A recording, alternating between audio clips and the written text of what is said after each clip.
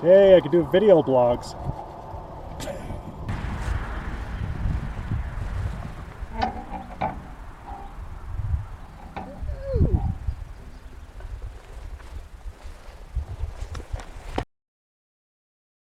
Good day, and welcome to another episode of Jimmy Jaunt. And had some other issues with the motorcycle, which I'll go into later. But as I was heading away from the dealership and heading out to Mims, I saw this motorcycle go by. And boy, that bike looked familiar. I think I know that guy. I think that was Joe. And then as I got up to this corner, I recognized the trike off on the right-hand side, and sure enough, it was Teresa. So I went ahead and pulled off, waited for her to catch up to find out what was going on, and it turns out that she was putting on her helmet or something, and I don't know where Joe was coming from, if he just happened to be heading the opposite direction and saw her and decided to turn around also. But we all stopped, and they were going to head out to see the manatees, which happened to be where I was going. So I went ahead and followed them on out, and we went and saw the manatees.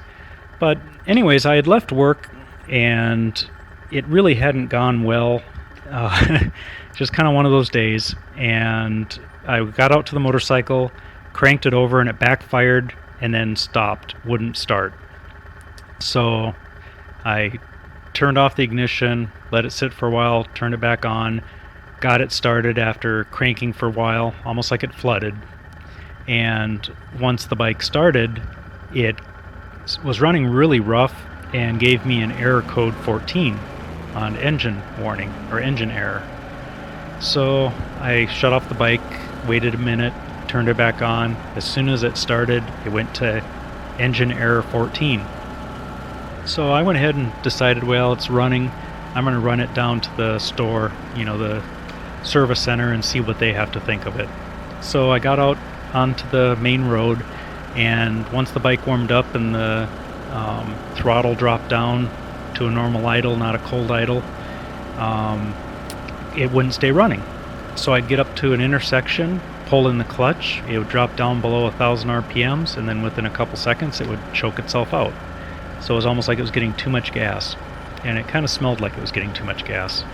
So I went ahead and turned around and drove it back to work, because I'm in a fairly secure work site, so I thought if I have to leave the bike anywhere, I'd rather leave it where it's under camera and sheriff's office will watch the parking lot, so I would feel safer leaving it there if I had to.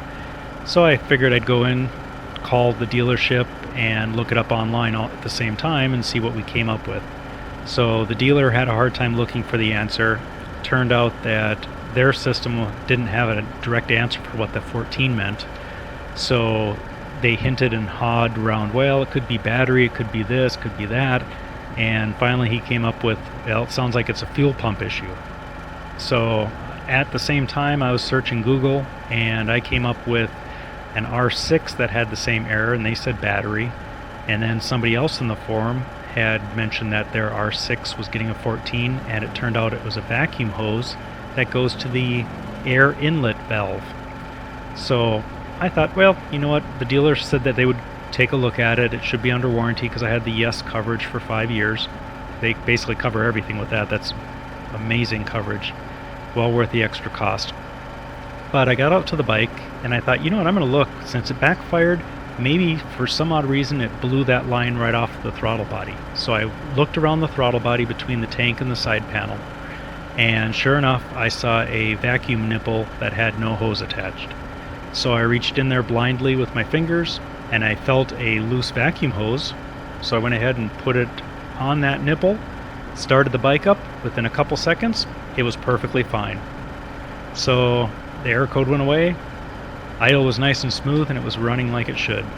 So I went ahead and started heading out. I went to the dealer and explained that to them, and then I headed out on 46 out towards Mims, and this is where I ran into Teresa and Joe.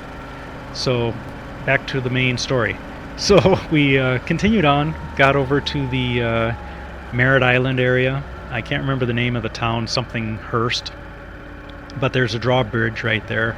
So we went up US 1 and got over to the turn that would take us over to Kennedy Space Center, Merritt Island area. It's a scenic byway, and as I mentioned, the road is actually marked as closed because they're doing work on the drawbridge. So they've had it down, I think, for about a month or two now. So it's probably going to be down for a while. On the way out there, you end up going past this nice Doppler radar, which is in the middle of nowhere, but there's no hills, so it probably works really well. But we continued on past that and got to the viewing area and pulled into the parking lot. And there's the drawbridge you can see in the distance. It's locked in the up position on one side. They repaired the one side, or cleaned it and painted it, so they lowered it, and now they've got the other side open, so it might only be another month. But we got parked, and we just chatted a little bit. Teresa is going up to New Hampshire. She's returning her bike. Joe's going to head up later, but we sat around, talked for a while, and we saw jellyfish. This was about the only video I was able to capture. The alligator that we saw was too far away. It was a big one out in the middle of the water, and the manatees never really stayed up long enough for us to get a good video shot of them or picture. But there's a closer view of the jellyfish, and this was a brine river. So basically it's coming off the intercoastal. It's not fully salt water, but it's not fully fresh water. It's kind of a briny water. And there's a really good view of it. Water wasn't too clear, but I noticed it had problems. My camera had problems as I got closer. I think if I had a good camera with a polarizing filter, it would work much better. So, thank you for watching, and hope you enjoyed the video. If you did, give me a thumbs up, and don't forget to subscribe so you can catch the other videos that I produce. Alright, thank you, and have a great day.